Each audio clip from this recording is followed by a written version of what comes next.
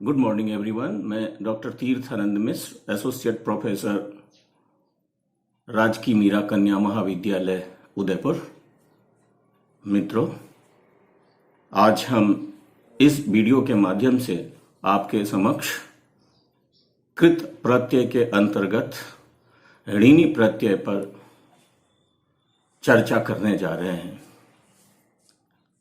ऋणी प्रत्यय एक ऐसा प्रत्यय है जिसका प्रयोग किसी भी धातु से उस परिस्थिति में होता है जब उस धातु के पूर्व जातिवाचक संज्ञा शब्द को छोड़कर कोई अन्य शब्द उपपद में होता है।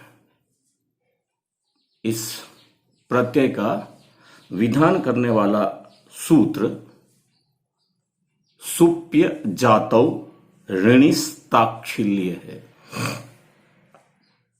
मित्रों, सूत्र का तात्पर्य है कि अजातिवाचक सुबंत उपपद में होने पर धातु से स्वभाव अर्थ में ऋणी प्रत्यय का प्रयोग होता है। ऋणी प्रत्यय का ण चुटु सूत्र से, जबकि नकारोत्तरवर्ती ई उपदे से अजनुनासिक इत सूत्र से इत संज्ञक है। दोनों इत संज्ञक वर्णों का तस्य लोपः से लोप होकर इस प्रत्यय का इन शेष रहता है। मित्रों, चूंकि इस प्रत्यय का ण इत संज्ञक है, अतः यह प्रत्यय ऋणित प्रत्यय है। और चूंकि यह प्रत्यय ऋणित प्रत्यय है, अतः जब किसी धातु से इस प्रत्यय का प्रयोग होता है तो पूर्व उल्लिखित नियमों के अनुसार अचो णीति या अत उपधायाः सूत्र से वृद्धिकारी होते हैं। इसी तरह यदि धातु के उपधा में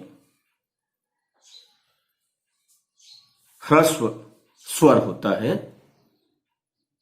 तो उस ह्रस्व स्वर को पुगंत लघुपधस्य सूत्र से गुण होता है और अन्य स्थिति में सार्वधातुकार्ध धातुकयोः सूत्र से गुण होता है। इससे यह स्पष्ट होता है कि ऋणी प्रत्यय का जब किसी धातु से प्रयोग होता है तो उस धातु के उपधा में उस धातु के उपपद में जातिवाचक संज्ञा शब्द को छोड़कर कोई अन्य शब्द होने चाहिए। और जब किसी धातु से इसका प्रयोग होगा तो नियमानुसार उस धातु में स्थित स्वर के स्थान पर गुण या वृद्धिकारी होंगे। मित्रों, उदाहरण की सहायता से यदि हम इस प्रत्यय को जानना चाहें तो उदाहरण के लिए उष्णम भोक्तुम शीलम यस्य,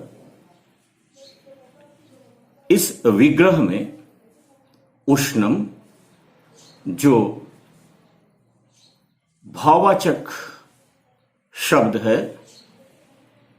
के उपपद में होने पर भुज धातु से हम सुप्य जातो ऋणिस्ताक्षिल्य सूत्र से जब ऋणी प्रत्यय का प्रयोग करते हैं तो हमारे सामने में उष्ण अम भुज ऋणी रूप प्राप्त होता है। ऋणी प्रत्यय के इत संज्ञक वर्णों का लोप करने पर उष्ण अम भुज इन रूप प्राप्त होते हैं।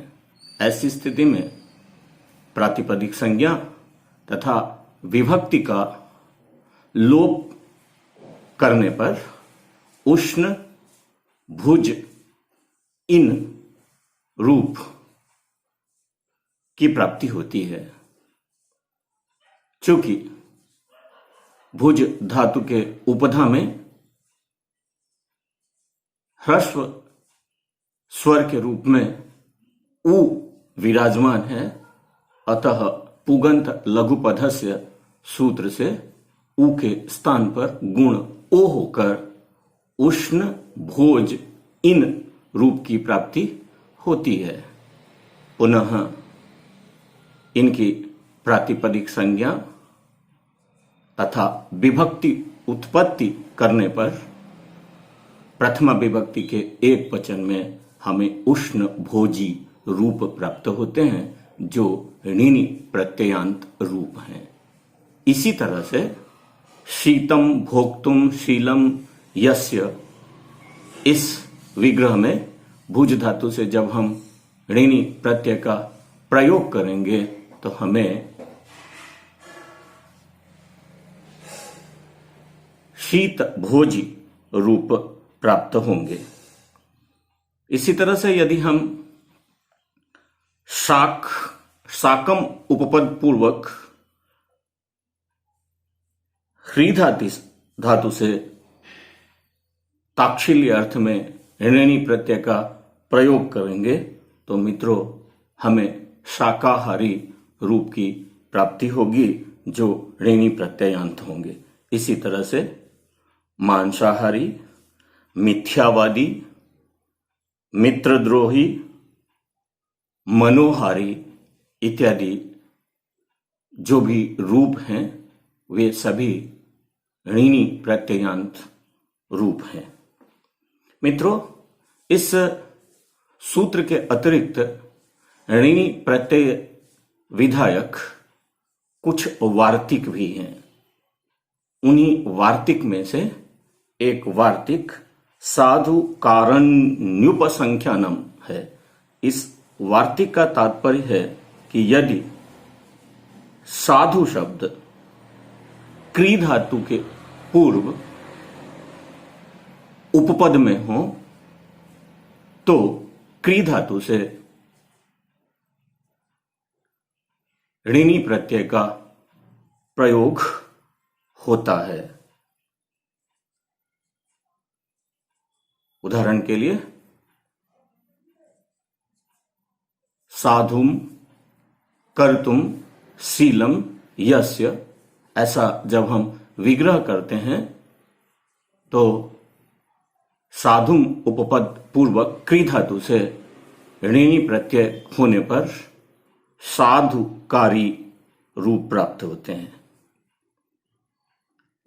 इसी संदर्भ में एक अन्य वार्तिक ब्रह्मणि वदः है, और इस वार्तिक का तात्पर्य है कि ब्रह्म उपपद में होने पर वद धातु से ऋणी प्रत्यय का प्रयोग होता है, और जब ब्रह्म उपपद पूर्वक वद धातु से हम ऋणी प्रत्यय का प्रयोग करते हैं तो ब्रह्मवादी रूप प्राप्त होते हैं, जो ऋणी प्रत्ययांत हैं। मित्रों, धन्यवाद। अगले वीडियो में हम किसी अन्य प्रत्यय पर विचार विमर्श करेंगे।